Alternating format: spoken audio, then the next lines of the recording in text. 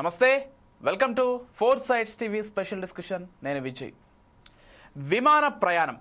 ఇప్పుడు విమాన ప్రయాణం చేయాలంటే సగటు ప్రయాణికుడు ఒకటికి రెండు సార్లు ఆలోచించుకొని విమానానికి వెళ్ళాలా లేకపోతే ఇతర మార్గాలు వెతుక్కోవాలా అనేటువంటి పరిస్థితి ఏర్పడింది. ఇటీవల కాలంలో జరిగినటువంటి అహ్మదాబాద్ విమాన ప్రమాదంలో దాదాపుగా 271 మంది మృతి చెందడంతో దేశవ్యాప్తంగా ఆ ఘటన ఎంత సంచలనంగా మారిందో మనందరికీ తెలిసిందే. అయితే బ్లాక్ బాక్స్కి సంబంధించిన నివేదిక కూడా బయటకు వచ్చింది. 2 ఇంజన్లు కూడా ఒకే సెకను వ్యవధిలో కూడా ఫెయిల్ అవ్వడంతో ప్రమాదం జరిగినట్లుగా ప్రాథమికంగా నివేదిక ఇచ్చారు. అయితే ఈ ఇంజన్ స్విచెస్ ఏవైతే ఉంటాయో అవి ఫెయిల్యూర్ అయినట్టుగా తెలుస్తోంది. ఇక పైలట్లు చివరిసారిగా ఒక పైలట్ మరొక పైలట్ తోటి ఎందుకు 2వ ఇంజన్ కూడా ఆఫ్ చేయడం జరిగిందని అడిగితే తాను ఆపనట్లుగా అతను సమాధానం చెప్పాడు.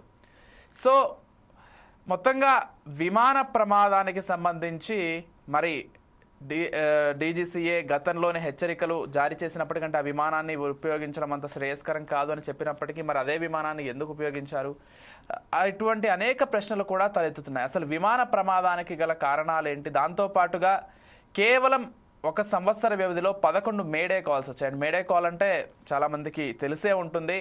అంటే విమానం అత్యంత ప్రమాదకర స్థాయిలో ఉన్నప్పుడు వెంటనే ల్యాండ్ చేయాలి, లేకపోతే అంటే తన చివరిగా ఇక మేడే కాల్ చెప్పిన తర్వాత అసలు ప్రాణాలతో ఉండొచ్చు, లేకపోతే విమానం పూర్తిగా ప్రమాద స్థాయిలో ఉండొచ్చు అనేటువంటి ఆ పరిస్థితుల్లో మేడే కాల్ ఇస్తారు పైలట్లు. ఇలాంటి మేడే కాల్స్ 1 సంవత్సర కాలంలో 11 సార్లు వచ్చాయి. అంటే ఎంత ప్రమాదకర స్థాయిలో విమాన ప్రయాణాలు ఉన్నాయో మనం అర్థం చేసుకోవచ్చు. పైలట్లు దాదాపుగా చాలా వరకు చాకచక్యంగా వ్యవహరిస్తున్నారు కాబట్టి చాలా వరకు ప్రమాదాలు తప్పుతున్నాయి. కొన్నిసార్లు పైలట్ల చేతిలో లేని తరుణాల్లో విమాన ప్రమాదాలు జరగక తప్పదు. అలాంటి సంఘటనే మొన్న అహ్మదాబాద్లో కూడా చోటు చేసుకుంది. అసలు ఎందుకు ఇంత నిర్లక్ష్యం వహిస్తున్నారు విమాన ప్రయాణాలకు సంబంధించి ఇటు కేంద్ర ప్రభుత్వం కావచ్చు, లేకపోతే విమానయాన సంస్థలు కావచ్చు? ఈ అంశాలకు సంబంధించి మనతో పాటు డిస్కస్ చేయడానికి సిద్ధంగా ఉన్నారు బండారు రామ్మోహన్ రావు గారు, సామాజిక విశ్లేషకులు. వారితో పాటు పల్లె రామచంద్ర గౌడ్ గారు, టీపీసీసీ అధికార ప్రతినిధి. అండ్ వారితో పాటుగా పెద్దపల్లి జితేంద్ర గారు జాయిన్ అవుతారు, బీజేపీ నాయకులు. ముందుగా రామ్మోహన్ రావు గారితో ప్రారంభిద్దాం. రామ్మోహన్ రావు గారు నమస్కారం అండి. విజయ్ గారు నమస్కారం. నమస్తే. అంటే బేసిక్గా నేను అడగాలనుకున్నది ఏంటంటే మొన్న జరిగినటువంటి విమాన ప్రమాదానికి సంబంధించి ఇప్పటి వరకు కూడా ఎవరు బాధ్యతాయుతంగా రాజీనామా చేయడమో లేకపోతే బాధ్యత వహించడమో ఎవరూ కూడా చేయలేదు. వాళ్ళకి ₹1 కోటి వరకు డబ్బులు ఏదో ఇచ్చారు ఒక్కొక్క ప్రయాణికుడికి సంబంధించి. సరే ఇదంతా చేశారు, కానీ అసలు ఎవరు బాధ్యత తీసుకుంటున్నారు? ఇంత పెద్ద ప్రమాదం జరిగినప్పుడు పౌర విమానయాన శాఖ మంత్రిగా రామ్మోహన్ బాధ్యత తీసుకోవాలా, లేకపోతే ఆ ఎయిర్లైన్స్ వాళ్ళు బాధ్యత తీసుకోవాలా? ఎవరు బాధ్యత తీసుకున్నట్లుగా కనిపించలేదు. ఏంటి, ఎలా చూడాలి? అంటే అన్ని రాజకీయ నాయకులకు ఆపాదించకూడదని మీరు తరచూ చెప్తూ ఉంటారు, నేను కూడా దాంతో అంగీకరిస్తాను. కానీ ఇంత పెద్ద ప్రమాదం జరిగినప్పుడు కూడా బాధ్యతాయుతంగా లేకపోతే అది మరో చర్చకు దారితీస్తుంది. ఏమంటారు? విజయ్ గారు, మీకు అట్లాగే మనకు పల్లె రామచంద్ర గౌడ్ గారికి, అట్లాగే మనకు ఫోర్ సైడ్ టీవీ ప్రేక్షకులకు నమస్కారం. మీరు అన్నది కరెక్టే. ఎందుకంటే అంత సున్నితత్వం లేకుండా పోయింది. ఒకనాడు 53 ఆ ప్రాంతంలో సరిగ్గా మన దేశంలో రైల్వే వ్యవస్థ మొదలై 1853లో మొదలైతే 1953లో పెద్ద రైలు ప్రమాదం జరిగితే ఆ రైలు ప్రమాదానికి బాధ్యత వహిస్తూ అప్పటి రైల్వే శాఖ మంత్రి లాల్ బహదూర్ శాస్త్రి గారు రాజీనామా చేశారు. అక్కడ అట్లాగే కొన్నిసార్లు ఏదైనా చిన్న పెద్ద కోర్టు కేసులు అయినప్పుడు, లేకపోతే ఆరోపణలు వచ్చినప్పుడు ముఖ్యమంత్రి రాజీనామా చేసే సందర్భంలో, లేకపోతే తొలగించిన సందర్భాలు 2 ఉంది. ఇంజనీరింగ్ కాలేజీల కుంభకోణంలో మరి అధిష్టానం చెప్తే ఎన్ జనార్దన్ రెడ్డి గారు రాజీనామా చేశారు. ఉమ్మడి ఆంధ్రప్రదేశ్ ముఖ్యమంత్రి అయితే చాలా చెప్పవచ్చు కదా. కనుక అప్పటి సున్నితత్వం లేదు, అప్పటి రాజకీయాలు ఇప్పుడు విలువలు కూడా లేదు. కానీ మీరు అన్నట్టు ప్రతిదానికి రాజకీయ నాయకులకు ఆపాదిస్తే మన ప్రతిరోజు ఏ మంత్రి పనిచేయలేడు కదా. ఎందుకంటే వ్యవస్థలు చాలా కింది నుంచి పైదాకా అనేక రకాల వ్యవస్థలు పనిచేయాలి. కనుక విమాన ప్రమాదానికి నైతిక బాధ్యత వహించడం వేరు, విమాన ప్రమాదం మళ్ళీ జరగకుండా ఉండడం వేరు కదా. ఒకసారి ఒక గుణపాఠం నేర్చుకున్నాక మళ్ళీ జరగకుండా వచ్చే ప్రయత్నం చేయాలి. ఇప్పుడు ముందు ఎంట్రోలు చెప్పారు ఏమనంటే 11 సార్లు మేడే కాల్స్ వచ్చినా చాలా వరకు చాకచక్యంగా వాళ్ళు రన్వే పైకి దించడం కానీ చేశారు. ఒక్కోసారి మనకు కిందికి దిగుతున్నప్పుడు మన టైర్లు కింద చక్రాలు తెరుచుకోకపోతే కూడా ఇబ్బంది పడి పైన తిరుగుతూ కొద్దిసేపు టైం తీసుకొని మనకు ఎయిర్ క్రాఫ్ట్ ఇంజనీర్లతో మాట్లాడి, లేకపోతే కిందికి భూమి మీద ఉన్న ఆ ఎయిర్ స్టేషన్స్ మాట్లాడి సవరించుకునే సందర్భాలు చూసినాం. కొన్నిసార్లు ఇంధనం అయిపోయే స్థితిలో ఉన్నప్పుడు కూడా మరి అప్పుడు కూడా కొన్ని ప్రమాదాలు ఎదుర్కొనే పరిస్థితి చూసినాం. కానీ ఇంత పెద్ద ప్రమాదం ఇటీవల జరిగింది కాదు, ప్రపంచవ్యాప్తంగా చాలా జరిగినాయి, కానీ మన దేశంలో ఇంత పెద్ద ప్రమాదం ఇది వరకు చెప్పిన మొదటిది అనొచ్చు మన దేశం విమానయానం. కనుక అట్లా చూసుకుంటే ఇవాళ విమాన ప్రమాదానికి అది అడ్వకేట్ గా మనకు మోటార్ యాక్సిడెంట్ కేసు చేస్తుంటాను. చాలా వరకు డ్రైవర్ ని డిపెండ్ చేసే భాగంగా మీరు చూడండి, సాంకేతిక ఇబ్బంది బ్రేక్ ఫెయిల్ అయింది అనుకో డ్రైవర్ ఏం చేస్తాడు కదా, బ్రేక్ ఫెయిల్ అయినప్పుడు డ్రైవర్ చేతిలో ఉండదు కూడా కదా బండి. సాధ్యమైనంత వరకు దాన్ని ఎట్లాగూ మానవ మన మరణాలు సంబంధించకుండా చెట్టుకో గుట్టకో అది గుర్తేస్తారు. అది తను చచ్చిపోతే కొందరు బతికిస్తారు, అది కూడా చేస్తారు. అట్లానే మానవ తప్పిదాలతో ఉండొచ్చు ప్రమాదాలు, అది ఏదైనా కావచ్చు, కింద కారు కావచ్చు, లారీ కావచ్చు, బస్సు కావచ్చు, లేకుండా విమానం కావచ్చు. డ్రైవర్ కొంచెం చాకచక్యంగా వ్యవహరిస్తే ప్రాణాలు పోవడానికి తక్కువ అవకాశం ఉంది. రెండోది మానవ తప్పిదం కూడా ఒక్కోసారి ఉంటుంది. మనం ఏమరపాటుగా ఉండి సెల్ ఫోన్ చూస్తూ డ్రైవింగ్ చేసిన అనుకోండి కింది స్థాయిలో, అప్పుడు కష్టం కదా. కానీ విమాన ప్రయాణం అనేది చాలా అత్యంత జాగ్రత్తతో కూడుకుంది. నేను 100 సార్లు విమాన ప్రయాణం చేసిన సందర్భం చెప్తున్నాను. చాలా సార్లు చాలా జాగ్రత్తలు పాటిస్తాను. అంటే 99 సార్లు జాగ్రత్తలు పాటించి ఒక్కసారి జాగ్రత్త పాటించకపోతే, లేకుంటే 99 సార్లు సురక్షితంగా మనం వెళ్ళొచ్చి విమానంలో వెళ్ళొచ్చి ఇవాళ ఒక్కసారి ప్రమాదం జరగగానే మనకి ప్రమాదకరమ విమానయానం అనే అనుమానం పడాల్సిన అవసరం లేదు. మన భారత విమానయానానికి చాలా పెద్ద చరిత్ర ఉంది. టాటాలు ప్రారంభించిన భారత విమానయానం ఇవాళ మళ్ళా టాటాల చేతికే పోయింది. చూశాను కదా మనం, జంషెడ్జీ టాటా అప్పుడెప్పుడో ఆయన సొంత విమానయాన సంస్థ పెట్టి మన భారతదేశం అంటే ఇండియన్ ఎయిర్లైన్స్ తర్వాత వచ్చింది. 1950s తర్వాత మనకు స్వాతంత్రం వచ్చినాక 7-8 ఏళ్ళు ఇండియన్ ఎయిర్లైన్స్ అనే పేరే లేదు, మన టాటా ఎయిర్లైన్సే ఉండే. కనుక అట్లా చూసుకుంటే ఇప్పుడు ఈ ప్రమాదం ఒక్కటి జరిగిందంటే 99 ప్రమాదాలు నివారించి ఒక్కటి మనం చేయలేకపోతే దాన్ని తప్పట్టు అవసరం లేదు. ప్రాణాలు విలువైనవి. ఇంతకుముందు చెప్పలేదు, ₹1 ఇచ్చినా 10 కోట్లు ఇచ్చినా ప్రాణాలు తిరిగి తీసుకురాలేము. కానీ ఈ విషయంలో 2 ఇంజన్లు ఒకేసారి స్విచ్ ఆఫ్ కావడం, మీడియా కాల్లో వాళ్ళు మాట్లాడుకున్న 30 సెకండ్లలోనే వాళ్ళు మాట్లాడుకున్న 3 మాటలు మనకు బాగా వినిపిస్తున్నాయి. చాలా మనకు మన కాక్పిట్ లో ఏం జరిగింది అనేది. దానిలో చూసుకుంటే విమానం స్విచ్, ఇంజన్ స్విచ్ నువ్వు ఆఫ్ చేసావా అని ఒక మన సహ పైలట్ ను సీనియర్ పైలట్ అడగడం, ఆ తర్వాత సీనియర్ పైలట్ ఏమో నాకు సంబంధం లేదని ఏం చెప్పడం, వెంటనే అడిగే లోపల నేను చేయలేదు అని లోపల 2వ ఇంజన్ కూడా ఫెయిల్ కావడం, స్విచ్ ఆఫ్ కావడం. దాంతో 30 సెకండ్ అంటే పైకి లేచిన 29-30 సెకండ్లలో అది పడిపోవడం జరిగింది. కారణం ఇప్పటికప్పుడు మొత్తం సమగ్ర దర్యాప్తు కూడా కాదు. నేను రామ్మోహన్ నాయుడు గారితో విమానయాన శాఖ మంత్రితో ఏకీపిస్తున్నాను. ఎందుకంటే అది ఇప్పటికిప్పుడు పూర్తి నివేదిక కూడా కాదు. కానీ కొంచెం అక్కడ శ్లేష ఏం కనపడదంటే విమాన ప్రమాదానికి కారణం 2 పైలట్లే అనే ఒక అర్థం వచ్చేలాగా ఉన్నది. అంటే నువ్వు స్విచ్ ఆఫ్ చేసినావా, నువ్వు స్విచ్ ఆఫ్ చేసినావా అని వాళ్ళిద్దరు మాట్లాడుకుంటుంటే ఆ మాటలు మాత్రం రికార్డ్ అయినాయి. కనుక స్విచ్ ఆఫ్ ఎవరు చేయలేదన్న సంగతి కూడా తేలింది కదా. ఇప్పుడు ఇవాళ విమానయాన రంగంలో ఉన్న పైలట్లు అందరూ ఒక రకం నిరసన వ్యక్తం చేస్తున్నారు. ఈ అరకొర నివేదికను మీరు ఎందుకు ఇష్యూ చేశారు, అనవసరంగా చేయడం వల్ల ఇప్పుడు మా పరువు పోతుంది కదా, అంటే ఇండియన్ పైలట్స్ అందరూ అట్లా ఉంటారన్న సమస్య వస్తుంది కదా అని అంటారు కదా. అందుకనే ఇది ఒక నివేదిక, తాత్కాలిక నివేదికను లేకుంటే ప్రైమరీ నివేదికను ఇట్లా బయటకు. రామ్మోహన్ గారు, మరొక అంశం కూడా, ఈ పైలట్ల అసోసియేషన్ వాళ్ళు ఏం చెప్పారంటే ఈ మొత్తం ఎంక్వైరీ అయిపోయిన తర్వాత అసలు మమ్మల్ని భాగస్వాములుగా చేసుకోకుండా ఎంక్వైరీ చేశారు, అసలు ఇది ఏ విధంగా ఒక ఎంక్వైరీగా పరిగణించబడుతుంది అంటే చాలా వరకు విమానయాన సంస్థలు పైలట్ల పైన తోసేసే ప్రయత్నం చేస్తున్నారనే అర్థం వచ్చేలాగా వాళ్ళు కామెంట్ చేశారు. అండ్ మొన్న జరిగిన ఎంక్వైరీలో కూడా పైలట్లను భాగస్వామ్యం కాకుండానే ఎంక్వైరీ జరిగిందంట. ఎలా అర్థం చేసుకోవాలి వీటిని? అదే చెప్తున్నాను, నేను అదే అంటున్నాను కదా. వాళ్ళు నిరసన వ్యక్తం చేశారు. ఈ తాత్కాలిక నివేదిక కూడా అనవుతుంది. దీన్ని ప్రైమరీ అంటే మనము ప్రైమరీ హెల్త్ సెంటర్ అంటాం కదా, దెబ్బ పట్టి కడతాం, దెబ్బ మన ప్రైమరీ హెల్త్ లాంటిదే ఇది. అయితే దాని ఏమైందంటే వాళ్ళు నిరసన వ్యక్తం చేయడానికి కారణం ఉన్నది. ఏం కారణం ఉన్నది? వాళ్ళు అదే అంటున్నారు. ఇప్పుడు ఏ సంస్కరణ అయినా లేకుంటే ఏ విచారణ అయినా పైలట్ల మీద నేపం మోపే ముందు వాళ్ళని ఎంక్వైరీ చేయాలి కదా, వాళ్ళందరికీ సంగతి తెలుసుకోవాలి కదా. ఇక్కడైతే ఢిల్లీ నుంచి విమానం బయలుదేరే ముందు వాళ్ళకు సరి అయితే రెస్ట్ ఉన్నది అంటున్నారు. రెస్ట్ విషయంలో కూడా ఒక ఉదాహరణ చెప్తాను మీకు. ఇటీవలనే మనకు ఎవరైతే మన ఏక్నాథ్ షిండే మహారాష్ట్ర ఉప ముఖ్యమంత్రి, ఆయన తన సొంత గ్రామాన్ని దగ్గర ఒక మీటింగ్ ఉంటే అక్కడికి వెళ్లి దగ్గరలోని మన ఎయిర్పోర్ట్ దగ్గర దిగి అక్కడి నుంచి 2-3 గంటలు లేట్ అయింది మీటింగ్ వచ్చారు అక్కడ. అప్పుడు పైలట్ నిరాకరించింది. నేను నడిపించాను, నా టైం అయిపోయింది, నా డ్యూటీ టైం అయిపోయింది, నేను నిద్రపోయే టైం ఇది, నేను నడిపించాను పొమ్మన్నాడు. అప్పుడు చాలా బతిమిలాడి వాళ్ళు మళ్ళీ టెస్టులు చేసి పూర్తిగా ఫిట్నెస్ తో తేల్చి అదనపు గంటలు నడిపించని సర్టిఫికేట్ ఇస్తేందుకు 2 గంటలు పట్టింది. ఒక మామూలు చిన్న విమానం ఎయిర్ క్రాఫ్ట్ అని చిన్న విమానం నడిపించే వాడు కూడా ప్రయాణికులు ఉండాలన్నారు. సింగిల్ గా ప్రత్యేక విమానంలో పోయింది ఆయన.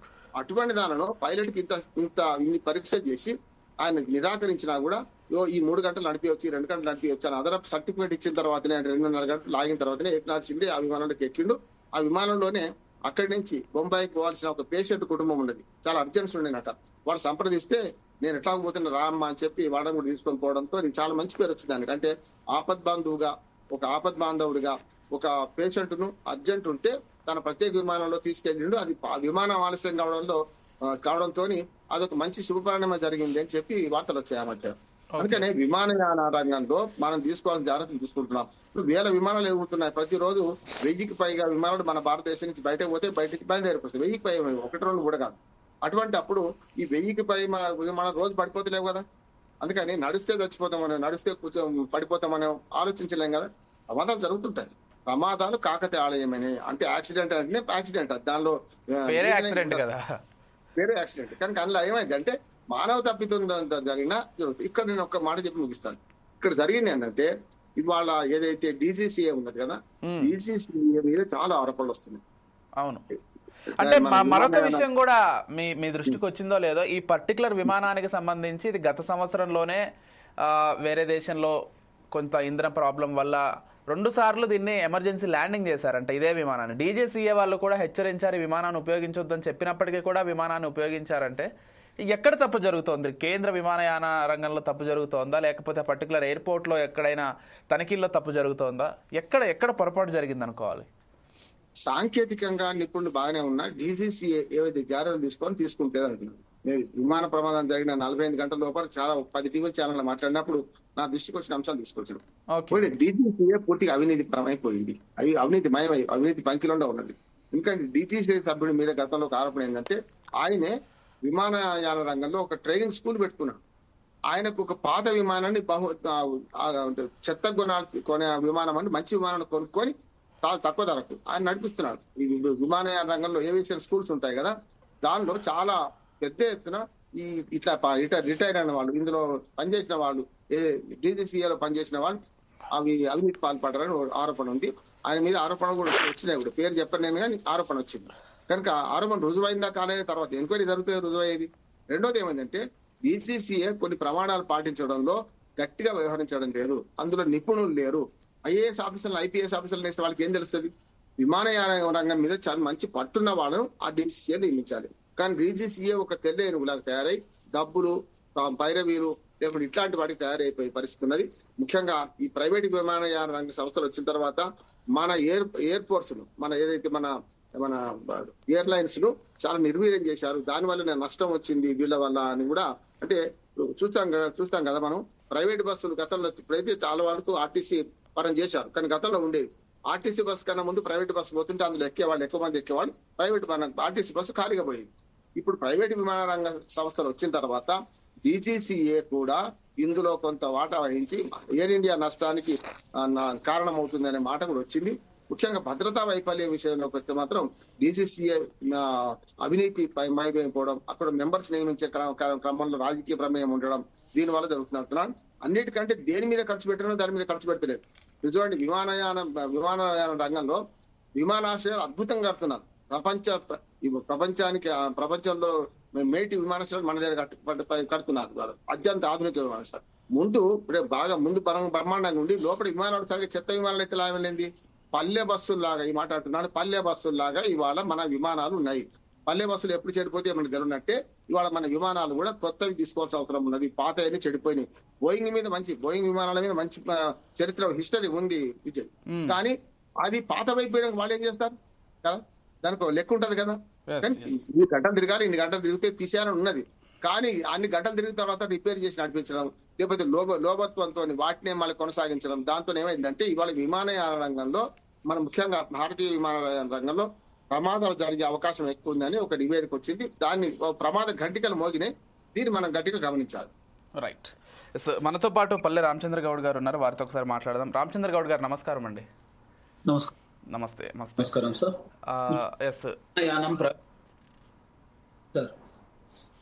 విమానయాన రంగం ప్రైవేటు పరంగా చేయడం కొద్దిగా ఇబ్బందికరం. అదే రకంగా డీజీసీఏ వాళ్ళు కూడా ప్రమాణాలు పాటించకపోవడం అనేది కూడా ఉంది.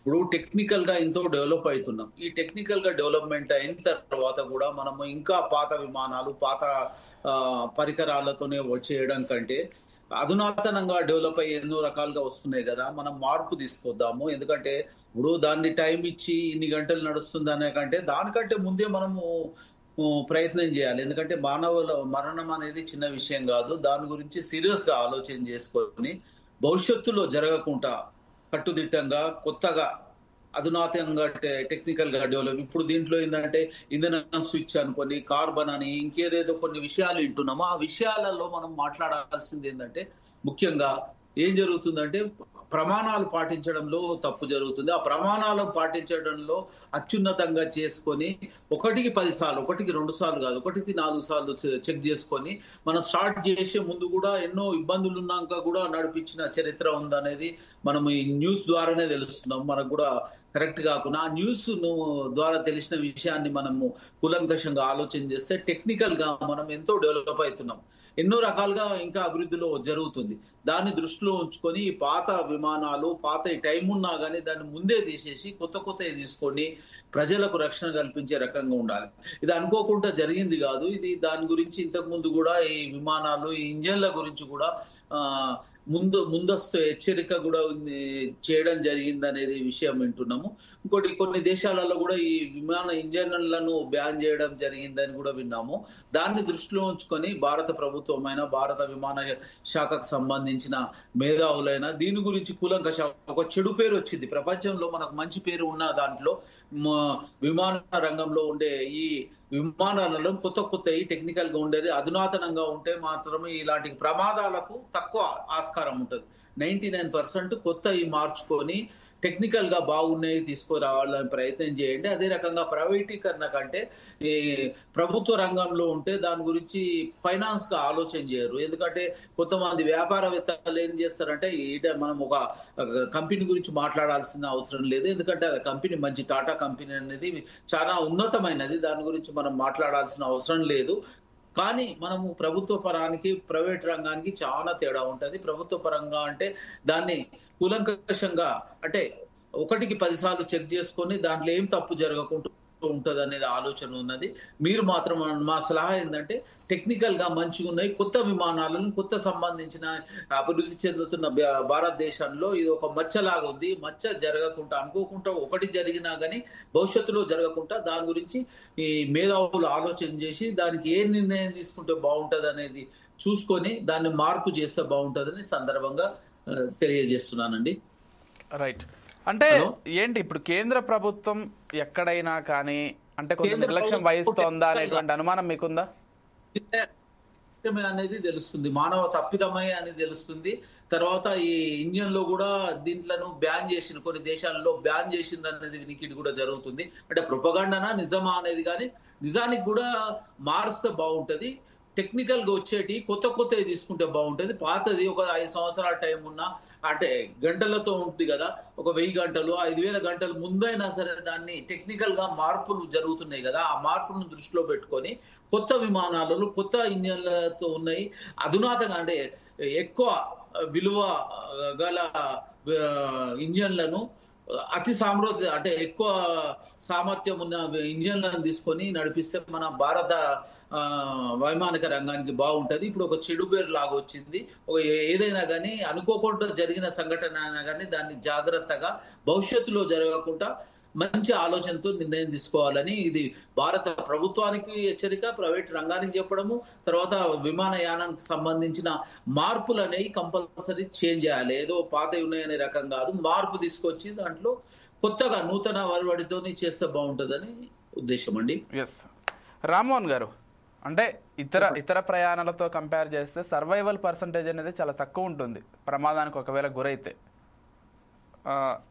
ఎందుకంటే మనందరికీ తెలిసిందే, కొన్ని 100 మీటర్ల పైకి విమానం వెళ్తుంది. ఎక్కడ ఏ చిన్న ప్రమాదం జరిగినా కానీ సర్వైవల్ పర్సంటేజ్ చాలా తక్కువ ఉంటుంది ఎయిర్వేస్కి సంబంధించి. కాబట్టి ఇతర ప్రయాణాలతో కంపేర్ చేస్తే ఇప్పుడు రైల్వేస్తోనో లేకపోతే ఈ రోడ్వేస్తో కంపేర్ చేస్తే చాలా జాగ్రత్తగా వ్యవహరించాల్సినటువంటి అంశం ఎయిర్వేస్ అన్నీ కూడా. కానీ ఇటీవల కాలంలో ఆ జాగ్రత్త ఎక్కడో తగ్గుతోందనేటువంటి ఉద్దేశాలు ఉన్నాయి. డీజీసీఏ కావచ్చు, లేకపోతే ఎయిర్పోర్ట్ అథారిటీస్ కావచ్చు, ఇవన్నీ కూడా. అంటే మొన్న జరిగినటువంటి ప్రమాదం తర్వాత ఏమైనా మార్పు వచ్చిందనేటువంటి అభిప్రాయం మీకుందా? ఇంకా అధ్వానమైంది విజయ్. ఎందుకంటే రామచంద్ర గౌడ్ గారు మాట్లాడితే హుందాగా మాట్లాడారు. ఎందుకంటే ఏ ప్రభుత్వం మీద రాజకీయాలకు అవకాశం లేదు, రాజకీయాలు మాట్లాడొద్దని హుందాగా మాట్లాడారు వారు. నేను స్పష్టంగా చెప్తున్నాను, ఈ 12 ఏళ్ళుగా జరుగుతుంది ఏంటంటే, ఇప్పుడు మనం మొహం బాగా కట్టుకొని పౌడర్ వేసుకొని ఉండి లోపల నుండి శరీరం రోగాలు ఉన్నాయి అనుకుందాం, అప్పుడు మనం నడవగలుగుతామా? కాళ్ళు చచ్చిపడిపోయినాయి, ముఖం మాత్రం బాగా గడుపుకున్నాం. ఇది అంతే. ఇవాళ ఎయిర్పోర్టుల నిర్వహణ ప్రైవేటీకరణ చేసి పెద్ద పెద్ద మన జిఎంఆర్ వాటి వాళ్ళకి ఇచ్చి విమానాశ్రయాలు బ్రహ్మాండంగా రూపుదిద్దుకుంటుంది. బయట ముఖం బాగా పడుకుంటున్నారు, లోపల లొసుకుని మనం సవరించుకుంటలేమంటున్నాం. విమానయాన రంగ సంస్థలో ముఖ్యంగా నేనైతే ప్రైవేటీకరణ తప్పు కాదు, ప్రైవేటీకరణ చేయాల్సిందే. లేకపోతే ఎయిర్ ఇండియా నష్టాలు వేల కోట్ల రూపాయలు నష్టపోయాం కదా, సుమారు 70-80 వేల కోట్ల రూపాయలు నష్టపోయినాం ఎయిర్ ఇండియా నడుపుకొని. మీరు చూడండి, విమానాలు ప్రయాణం చేసినప్పుడు ప్రైవేటు విమానాలు ఏమో తక్కువ ధర ఉంటుంది, ఎయిర్ ఇండియా విమానాలు ఎక్కువ ధర ఉంటుంది. ఆర్టీసీ మన చెప్తున్నాం కదా, ఎట్లా అంటే మనకు అదే ఆర్టీసీ లాంటి దగ్గరనేమో ఆర్టీసీలో తక్కువ ఉంటాయి, బయట ప్రైవేట్ బస్సులు ఎక్కువ ఉంటాయి. ఇక్కడ అట్లా కాదు, ప్రైవేట్ వాళ్ళు తక్కువ నడుపుతున్న విమానాలు మన గవర్నమెంట్ ఆఫ్ ఇండియా ఉన్నప్పుడు ఎక్కువ ధరలు ఉండేది కనుక మళ్ళీ అందులో పైరవీలు, అందులో మళ్ళీ విఐపీలు, అందులో వాళ్ళందరికీ ప్రభుత్వ రంగాన్ని వాడుకునే లెక్క ఎంపీలందరికీ ఒక వెసులుబాటు ఉంటది. ఇప్పుడు కూడా ఉంది. ఎయిర్ ఇండియాకి కడుతున్నారు డబ్బులు, మన బిల్లకు టాటా వాళ్ళకి కడుతున్నారు డబ్బులు. 543 మంది ఎంపీలు ప్లస్ మన రాజ్యసభ సభ్యులందరూ కూడా ఎన్నిసార్లు ఢిల్లీకి పోయి రావచ్చు, వాళ్ళ లెక్క ఉన్నది, ఫ్రీ అంతా. అంటే ఓ రకంగా తెల్ల ఏనుగు లాగా తయారైంది కనుక అమ్మేశారు, దాని తప్పులేదు అంటున్నారు. అమ్మినా మనకు రేటు మిగతా దానికి పోటీ పడతాయి మిగతా విమానయాన సంస్థలు. జరిగినంత పొరపాటు ఏంటంటే, మీకు విమానయాన భద్రతా రంగం ఏదో పనిచేయాలో అది అలవోకగా ఉంది, అజాగ్రత్తగా ఉంది అని అర్థమవుతుంది. ఇప్పుడు ఈ మన అహ్మదాబాద్ ప్రమాదం తర్వాత దాదాపు 20 ప్రమాదాల గురించి మనం హెచ్చరించాం. 20 ప్రమాదాలు దగ్గరగా జరగబోయే ఆగినాయి, చూసినాం కదా.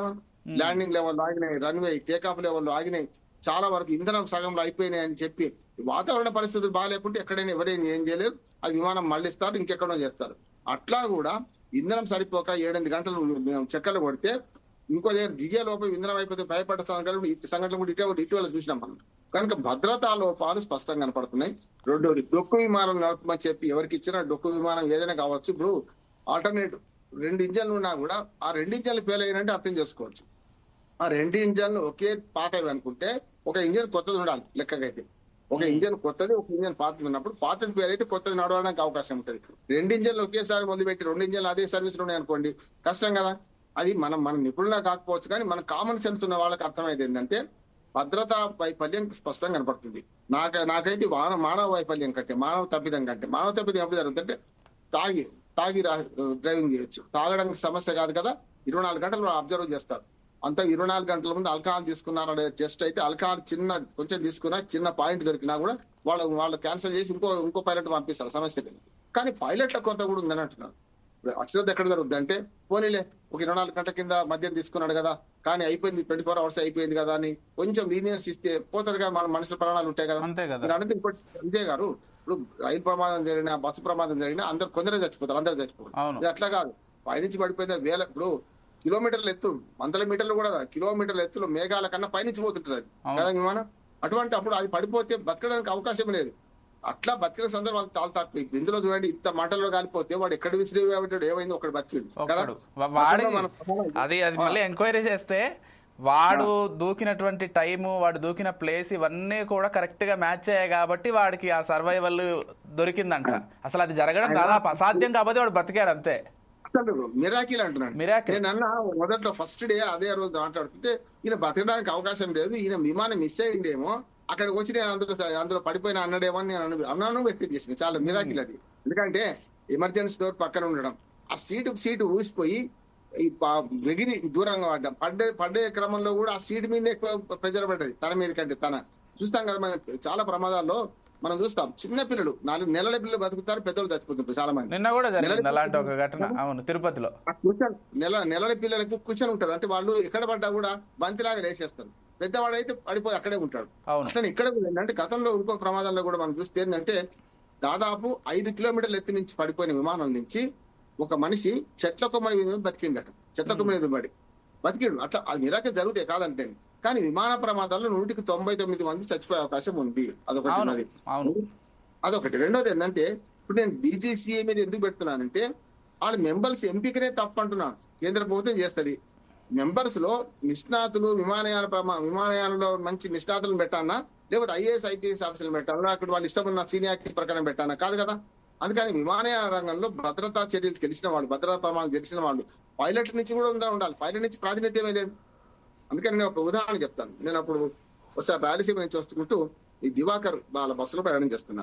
ఏందయ్యా ఏసీ వస్తలేదు, అవి వస్తలేదు అంటే, సార్ మాకు కమిటీ ఉంటుంది సార్, మా బస్సు మా దివాకర్ సార్ దానిలో జేసీ దివాకర్ రెడ్డి గారు కమిటీ ఉంటుంది సార్, ఆ కమిటీ వాళ్ళందరూ కూర్చుంటారు సార్, ఈ బస్సులో అవన్నీ ఎట్లనే చూస్తారు సార్, కానీ మాకు చేయాల్సిన మమ్మల్ని డ్రైవర్లను పెడితే ఈ బస్సు ఎంతో సంగతి మమ్మల్ని చెప్తుంది సార్. ఆ కంపెనీలో డ్రైవర్లే ఉన్నాయి సార్, డ్రైవర్లతో మాట్లాడకుండా బస్సు మంచుకుంది లేదని వాటిని ఇస్తే నేనేం చేయాలి సార్ అన్నాడు కదా. అందుకని మా మాట అన్నాడు, గొడవలకి సిగ్గుండదు సార్, పోసేవాడికి సిగ్గు ఉండాలన్నాడు. గొడవలి కూరగాయలు పోయొచ్చు, మిడకాయలు పోయొచ్చు, పోసేవాడికి సిగ్గు ఉండాలి. మిడకాయలు పోయినాక ఇక్కడ జరుగుతుంది ఏంటంటే ఈ దీనిలో ఈ పైలట్ల పాత్ర ఉందా, ఏమన్నా ఉండాలి కదా. అసలు విమానయానంలో సాంకేతిక నిపుణుల పాత్ర ఉండాలి, ఉన్నదా లేదా? డీజీసీఏలో నింపడం అంతా కూడా ఐఏఎస్ ఐపీఎస్ ఆఫీసర్లు నింపుకుంటూ వాళ్ళకి ఇష్టమైన వాళ్ళు నింపుకుంటే వాళ్ళ కుటుంబ సభ్యులతో పాటు అందరికి ఫ్రీ ప్రయాణం చేస్తుంటే ఇట్లా ఉంటది సమస్య. అది ఏ విమానయాన సంస్థల నియంత్రణలు చాలా ఉన్నాయి. ఆ నియంత్రణ చేపట్టకపోవడం వల్ల వస్తున్న సమస్య. బస్సు హుస్సేన్ ఆ మధ్యన మీకు తెలిసి ఉంటుంది, 10-20 ఏళ్ల కింద హుస్సేన్ సాగర్ లో బస్సు పడితే వరుసగా 7 బస్సులు పడ్డాయి. వరుసగా బస్సులు లారీ ట్యాంక్ మీద. దానికి ఆనాడు ఏమన్నారంటే ఏదో నీళ్లు ఆకర్షిస్తున్నాయి, దానికని తెల్లారి గంట బస్సులని హుస్సేన్ సాగర్ లో పడుతున్నాయి. ఇప్పుడు వరుసగా అహ్మదాబాద్ ప్రమాదం తర్వాత వరుసగా 7 ప్రమాదాలు దగ్గరగా జరగబోయి ఆగినాయి. అవును కదా. అంటే ఇప్పుడు విమానయాన ప్రమాదాల కాలం అని నేను పెట్టిన కాలం అని ఆర్టికల్ రాసిన, విమానయాన ప్రమాదాల కాలం అని. మరి అట్లా ఉన్నది పరిస్థితి. అంటే మనం మర్చిపోతున్నామా, లేకపోతే మనం ఫోకస్ అంతా ఆ రోజులు అట్లే ఉంటుందా? చూస్తున్నాం కదా మన పత్రికలు కానీ మన మీడియా కానీ మనం కూడా జనరల్ గా ఏంటంటే ఒకటి జరగంగానే వరుస సెకండ్ అవే జరుగుతుంటే అవే వెళ్ళలోకి వస్తుంటాయి. తండ్రిని కొడుకుని తండ్రి, భార్యను భర్తను భార్య, పిల్లలు చూస్తున్నాం, చంపుడు చూస్తున్నాం కదా కుటుంబాలను.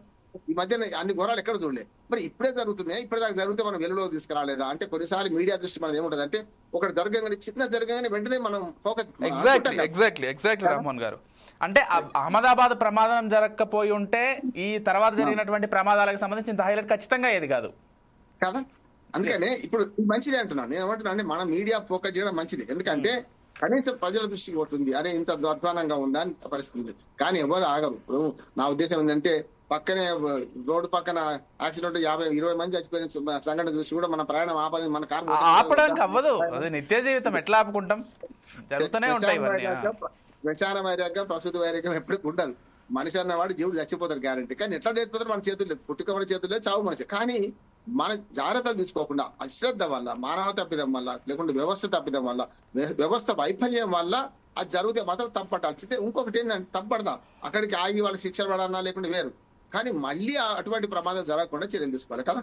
ఇప్పుడు చేతులు కాలినాక ఆకులు పట్టుకోవడం కాదు, చేతులు కాలినే వస్తాయి, మళ్ళీ కాలకుండా చూసుకోవాలా లేదా?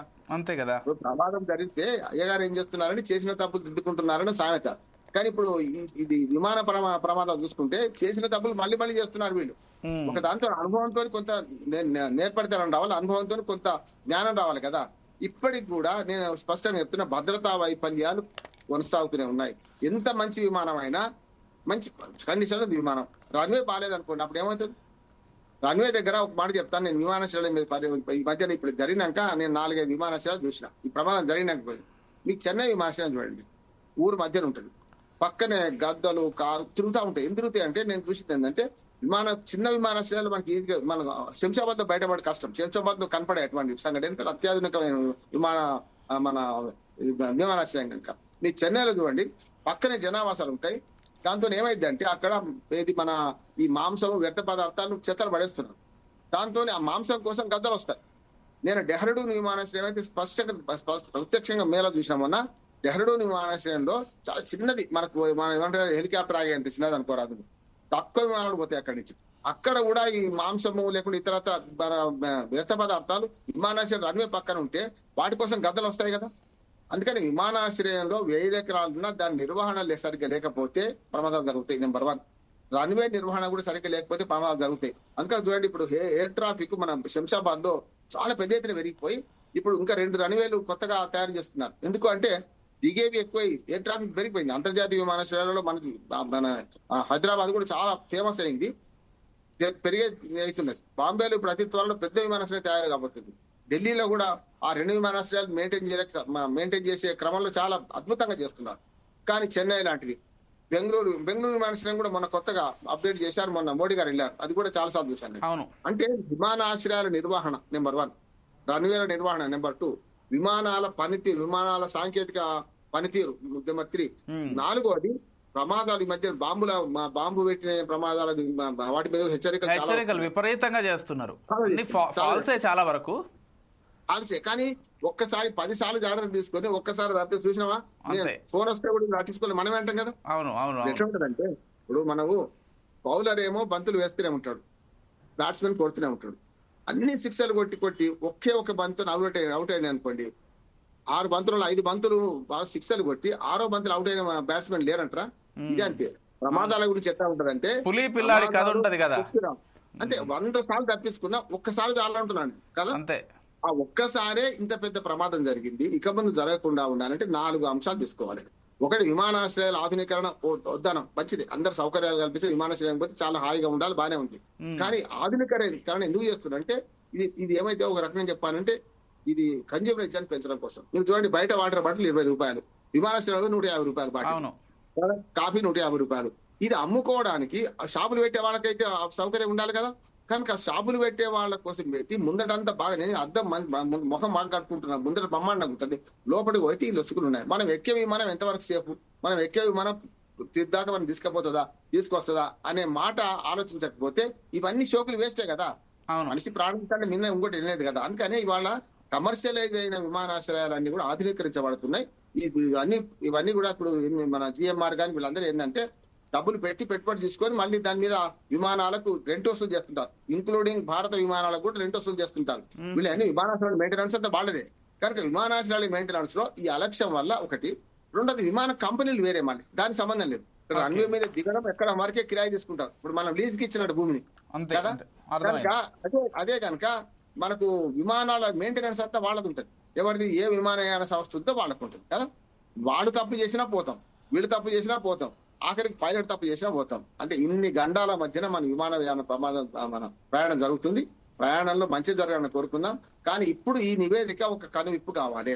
2 ఇంజన్లు ఒకేసారి ఎందుకు ఫెయిల్ అయినాయి, 2 ఇంజన్లు ఫెయిల్ అయ్యేదాకా మా విమానాన్ని చెక్ చేయలేదా, లేకుంటే ఇంజన్ల సరిగ్గా చూడలేదా? మీరు ఇంతకుముందు చెప్పారు కదా, దగ్గర అంతకుముందు ఒకసారి చెక్ చేస్తే లోపాలు బయటపడ్డాయని. లోపాలు ఉన్నా పోతే అని విడిచిపెట్టిండ్రా? కానీ అట్లా విడిచిపెడితే మాత్రం ఖచ్చితంగా వాళ్ళకి చర్యలు తీసుకోవాలి. ఇది డీజీసీఏ బాధ్యత అంటున్నాను. డీజీసీఏ బాధ్యత ఏంటంటే ఇటువంటి సంఘటనలు జరిగినప్పుడు కూలంకషంగా అన్ని విమానాలు పరిశీలించాలి. ఇప్పుడు జరుగుతూనే ఉన్నాయి కదా. ఇప్పుడు మనిషి చచ్చిపోతే తెల్లారి దినాలయ్యేదాకా కూడా ఏడ్చుకుంటే ఎవడు కూర్చోడు, ఏమైనా పని మీద వాడు పోతాడు. ఇదే అవుతుంది, ఇదే అట్లా అవుతుంది. కనుక డీజీసీఏ మన పూర్తి ఎంక్వైరీ చేసి ఈ నివేదికను ఇంకొకటి ఏంటంటే బ్లాక్ బాక్స్ మన దగ్గరనే విప్పి చూశారు. నేనేమంటే నాకు అనుమానం ఏంటంటే మన తప్పిదం బయటపడకుండా చేసే అవకాశం ఉంటుంది. ఇది వేరే నిష్పక్షపాత జ్యుడిషియరీ సిస్టమ్ తో, అంటే నిష్పక్షపాత నిపుణులతో పరిశీలించాలి. వేరే దేశస్తులను ఇన్వాల్వ్ చేయాలి. ఒకరున్నారు ఇందులో విధించాడు ఒక ఆయన. కానీ ఇంకా ఈ బ్లాక్ బాక్స్ లో రహస్యాలు ఛేదించాలంటే ఇంకా కొంత సమగ్ర విచారణ జరగాలని నేను కోరుకుంటున్నాను. ఓకే, రామచంద్ర గారు, అంటే రామచంద్ర గారు బాధ్యతాయుతంగా వ్యవహరించట్లేదు కేంద్ర ప్రభుత్వం వైపు నుంచి. ఎందుకంటే వాళ్ళ అండర్లోనే ఉంటాయి ఈ మొత్తం ఎయిర్పోర్ట్ అథారిటీస్ కానీ ఇవన్నీ కూడా. దీనికి సంబంధించి మీ అభిప్రాయం అంటే, మొన్న జరిగినటువంటి అహ్మదాబాద్ ప్రమాదానికి సంబంధించి కూడా ఎవరు బాధ్యత తీసుకోలేదనేటువంటి చర్చ కూడా లేకపోలేదు. రామ్మోహన్ గారు వారి వర్షన్లో చెప్పారు. మీ అభిప్రాయం ఏంటి? దీనికి వైమానిక సంబంధించి చిన్న చిన్న విషయాలలో కూడా పొరపాట్లు ఉంటాయి. ఇంధనంలో ఫిల్టర్స్, తర్వాత బ్లాక్లు కొన్ని కూడా జరగవచ్చు. అంటే మనం చెక్ చేసేటప్పుడు అన్ని రకాలుగా చేసుకుంటే బాగుంటది. ఇప్పుడు మనము ప్రభుత్వాన్ని విమర్శించే కంటే ప్రభుత్వము దీన్ని పూర్తి బాధ్యత తీసుకొని వాళ్ళ దగ్గర తప్పు జరిగిందని అనుకున్నా కానీ ఇది బాధ్యతాయుతంగా వాళ్ళు నిర్ణయాలు తీసుకోవాలి. పరంగా కొన్ని లోపాలు కూడా జరుగుతున్నాయి. ఎందుకంటే ఇవి ఏదో నడవని అనేది చిన్న విషయాల్లో తీసుకుంటే అది ఇబ్బందులు జరుగుతున్నాయి. ప్రభుత్వ వైఫల్యం కూడా ఉంది. ప్రభుత్వ వైఫల్యాన్ని కప్పిపుచ్చుకోవడానికి కూడా చేస్తున్నారు.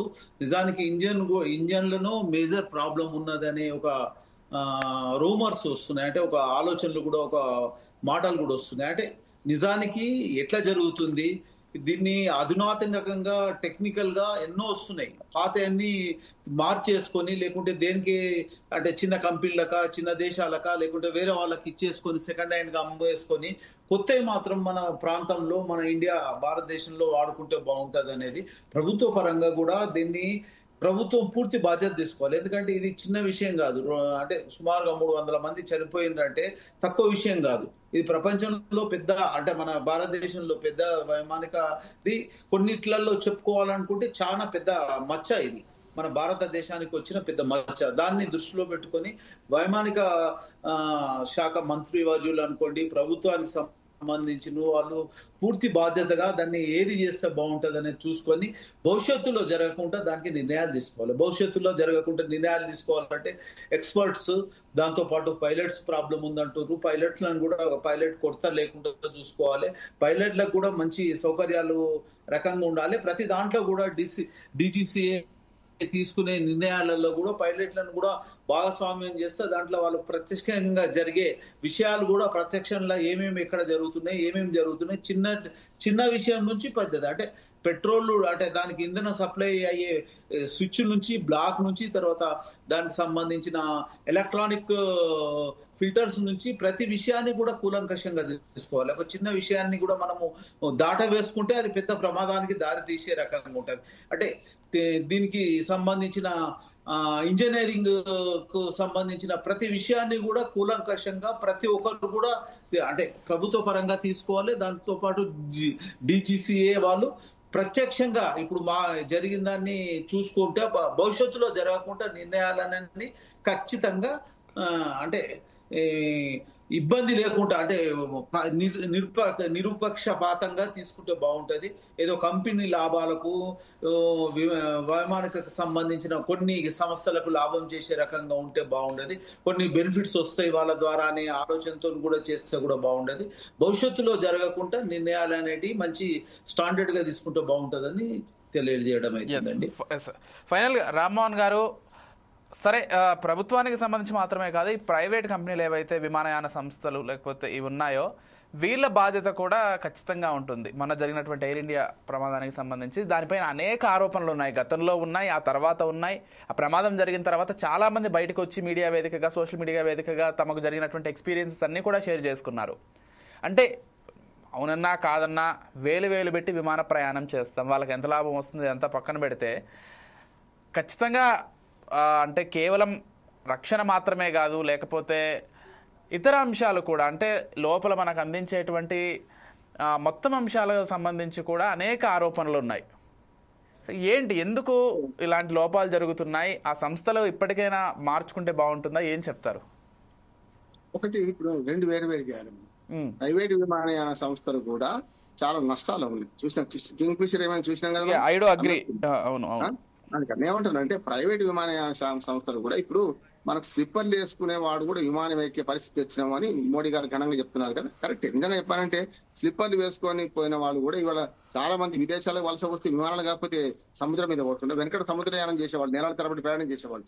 అట్లా కాదు, ఇక్కడ ఎక్కువ అక్కడ దుబాయ్ దిగిపోతుంది చాలా వరకు. వలసల కార్మికులు పెరిగిన తర్వాత, మన దేశం నుంచి వలసలు పెరిగిన తర్వాత మనకు ప్రతిసారి ఎయిర్ ట్రాఫిక్ బాగా పెరుగుతుంది. ఈ దశలో ఎంత ఎయిర్ ట్రాఫిక్ పెరుగుతుందో అంతేగా విమానయాన సంస్థలు నష్టపోతున్నాయి. చూడండి, మీరు ఢిల్లీకి ఒక్కోసారి 4,000కే పోతా, నేను ఒకసారి 14,000 పోతా, ఒకసారి 24,000. ఒకే ప్రయాణం 24,000 కూడా పెట్టాల్సి వస్తుంది. ఎందుకైతుంది? దీనికి కారణం ఏంటంటే పీక్ అవర్స్ లో, పీక్ లెవెల్స్ సెలవులు వచ్చినప్పుడు అడ్డగోలు పెడుతున్నారు. అప్పటికప్పుడు అయితే ఒక్కోసారి మనం బస్ టికెట్లు కొట్టుకున్నట్టే అక్కడ ఖాళీ ఉంటది, వాడు 4,000కి అమ్మేస్తాడు. ఎట్లా సీట్ ఖాళీ పోతుంది కదా అని చెప్పి ఇవాళ చూస్తున్నాం. ఇంత చేసినా కూడా విమానయాన సంస్థలు నష్టాలు ఉన్నాయి. మీరు అన్ని ఇండిగో కానీ, మీరు కింగ్ ఫిషర్ కానీ ఏది చూడండి నష్టాలు ఉన్నాయి. దానికి కారణాలు ఏంటి అంటే వీళ్ళు ఎయిర్ ట్రాఫిక్ ని సరిగ్గా అంచనా వేసుకోకపోవడం, దాంతో పాటు ప్రయాణ ఏర్పాట్లలో కొంతవరకు ఏది మనకు ముందస్తు అంచనా ఎప్పుడు ఎక్కువ ఉంటుంది ఎప్పుడు తక్కువ ఉంటుంది అని. దీనివల్ల ఏమవుతుందంటే ఉన్నప్పుడు దండుకుందాం, గాలి వచ్చినప్పుడే తూర్పాలు పట్టుకుందాం అనే మాట విమానయాన సంస్థలు వర్తిస్తున్నాయి. చెప్తే కదా, అదే ప్రయాణానికి 20,000 తీసుకుని అదే ప్రయాణానికి 4,000 తీసుకుంటున్నాం. అదే సినిమాలు కదా, మీరు మొదటి వారం 1,000 రూపాయలు 1,500 రూపాయలు టికెట్ పెట్టి తర్వాత వారానికి అదే 100 రూపాయలు పోయిస్తాం మనం కదా. ఇది అట్లా కాదు కదా. విమానయాన సంస్థలు నష్టాలు ప్రధాన కారణం ఏంటంటే ఈ గాలిని అంచనా వేయడం, ప్రయాణికులు అంచనా వేయకపోవడం, దానివల్ల వస్తున్న సమస్య ఒకటి. రెండోది ఏంటంటే ప్రతిసారి అట్లాగే ఉండకపోవచ్చు, కానీ విమానయాన సంస్థలు నష్టాలు పూడ్చుకోవాలంటే ఖచ్చితంగా ఓ స్టాండర్డ్ మెయింటైన్ చేయాలి. మంచి చెడు ఎప్పుడు ఒకే తీరు ఉంటాయి, రేట్లు 2,000 తేడా ఉంటాయి అని చేస్తే అందరూ కూడా ఒకేసారి యాత్రిత పాడ మొదలై తీసుకుంటారు, వెళ్ళిపోతారు. రెండోది ఏంటంటే మన విమానాశ్రయాల భద్రత వేరు, విమానాశ్రయాల్లో ఉన్న సౌకర్యాలు వేరు, అదే విమానయాన రంగంలో భద్రత వేరు. భద్రత అంటే ఏ విమానయాన సంస్థ దానికి అవసరమైన భద్రత చర్యలు తీసుకోవాలని లేదా అనేది ఎవరికి వాళ్ళకు ఉండదు. DGCA చూడాలి ఇదంతా. అది ప్రభుత్వ విమానమా ప్రైవేట్, ప్రభుత్వ విమానం లేననేది. ఇప్పుడైతే మన ఇండియాలో 2 మనకు ఎయిర్లైన్స్ టాటా వాళ్ళు తీసుకున్నారు. టాటా కూడా ప్రైవేట్దే కనుక ఏ విమానాలైనా, ఏ కంపెనీ విమానాలైనా వాళ్ళ బాధ్యత వాళ్ళది ఉండి కూడా క్రాస్ చెక్ చేసుకొని చెక్స్ అండ్ బ్యాలెన్సెస్ చూసుకోవాల్సిన బాధ్యత ఈ మన DGCAది. కానీ DGCA వైఫల్యం ఒకటి కనపడుతుంది. విమానాశ్రయాల మెయింటెనెన్స్ కూడా, విమానాశ్రయాల మెయింటెనెన్స్ మళ్ళీ ఇప్పుడు GMR కట్టింది మనకు, ఏది శంషాబాద్ది. GMR చూసుకోవాలి విమానాశ్రయాల భద్రత, దానికోసం DGCA చూసుకోవాలి. అందులో భాగమే తనిఖీ చేయొచ్చు వాళ్ళు, కానీ బాధ్యత వీళ్ళది. అట్లానే ఇవాళ మొత్తం మీద ప్రమాదం జరుగుతున్న క్రమంలో మొన్నటి విమాన ప్రమాదాలు కూడా జరిగిన దానిలో లైట్ స్విచ్లు పనిచేస్తలేవని, స్క్రీన్ మన ఏమంటారు దాన్ని, టచ్ స్క్రీన్ పనిచేస్తలేదని, బల్బ్స్ పనిచేస్తలేవని, మన AC కూడా పనిచేస్తే అప్పుడే కంప్లైంట్ చేశారు. ఢిల్లీ నుంచి ఆ విమానం డైరెక్ట్ గా అహ్మదాబాద్ వచ్చి 2-3 గంటలు ఆగి అక్కడి నుంచి బయలుదేరింది. అది బయలుదేరేలోగానే చాలా కంప్లైంట్స్ ఉన్నాయి ఆ విమానం మీద. ఏది ఎలక్ట్రిక్ స్విచ్లు పనిచేస్తలేవని, టచ్ స్క్రీన్ పనిచేస్తలేదని, ACలు పనిచేస్తలేవని ఇస్తే దాని మీద పట్టించుకున్న వాళ్ళు లేడు కదా. డబ్బులు పెట్టిపోతున్నారు కదా ప్రయాణికులు అందరూ, అయితే వాటిగా ఖాళీగా ఉచితంగా అయితే పోతలేదు కదా. అందుకని విమానయాన సంస్థలు తమ విమానాల భద్రత ఎంత ఉందో తెలుసుకోవాలి, దాన్ని సమీక్షించుకోవాలి. రెండోది దాన్ని క్రాస్ చెక్ చేయాల్సిన బాధ్యత DGCAది. DGCAతో పాటు ప్రభుత్వం మీద, కేంద్ర ప్రభుత్వం మీద కూడా బాధ్యత ఉంది. ఇప్పుడు సమగ్రంగా దీన్ని దర్యాప్తు చేసుకుంటూనే నేను చెప్పిన 4-5 అంశాల చుట్టూ తిప్పి ఇది బాగుంది అన్నప్పుడు మాత్రమే చేసే ప్రయత్నం, లేకపోతే లైసెన్స్ క్యాన్సిల్ చేయాలి. ఏ ప్రైవేట్ విమానయాన సంస్థ నిబంధనలకు అనుగుణంగా లేదో వాటి లైసెన్స్ నిర్దాక్షిణ్యంగా క్యాన్సిల్ చేయాలి. కానీ అంతా కూడా అవినీతి పంకిలం అయిపోయి మంచి చెడు చూసి చూడనట్టు పోతే ఇంకా ముందు ప్రమాదం జరగకుండా ఉండే గ్యారంటీ అయితే లేదు. Right, thank you so much Rammohan గారు, అదేవిధంగా రామచంద్ర గౌడ్ గారు. థ్యాంక్ యూ సో మచ్ డిబేట్లో పార్టిసిపేట్ చేసి మీ అభిప్రాయాలు అదేవిధంగా సలహాలు అందించినందుకు కేంద్ర ప్రభుత్వానికి కావచ్చు, విమానయాన సంస్థలకు కావచ్చు. రైట్, మొత్తంగా చూస్తున్నాం కదా, విమాన ప్రమాదాలు అయితే తరచూ జరుగుతూనే ఉన్నాయి. పైలట్ల చాకచక్యం వల్ల కావచ్చు, ఇతర అదృష్టాల వల్ల కావచ్చు, చాలాసార్లు తప్పించుకుంటున్నాం. కాకపోతే ఏదైనా చిన్న ప్రమాదం పూర్తి స్థాయిలో జరిగితే మాత్రం 10ల సంఖ్యలో ప్రాణాలు పోయేటువంటి పరిస్థితులు ఉన్నాయి. మనం జరిగినటువంటి అహ్మదాబాద్ విమాన ప్రమాదంలో 271 మంది చనిపోయారంటే విమాన ప్రమాద తీవ్రత ఎలా ఉంటుందో, అంటే ఎంతమంది ప్రాణాలు పోతాయో మనం పూర్తిగా అర్థం చేసుకోవచ్చు. ఇప్పటికైనా కానీ కేంద్ర ప్రభుత్వం వైపు నుంచి, విమానయాన సంస్థల వైపు నుంచి, ఎయిర్పోర్ట్ అథారిటీస్ నుంచి అందరూ కూడా అత్యంత జాగ్రత్తగా ఈ బాధ్యతలు నిర్వహించాల్సినటువంటి అవసరం ఉంది. ఎందుకంటే అనేక మంది ప్రాణాలకు సంబంధించినటువంటి అంశం ఇది. అదే కాకుండా ఒక నమ్మకానికి సంబంధించినటువంటి అంశం ఇది. ఇది వాళ్ళ special discussion. Keep watching 4 Sides TV.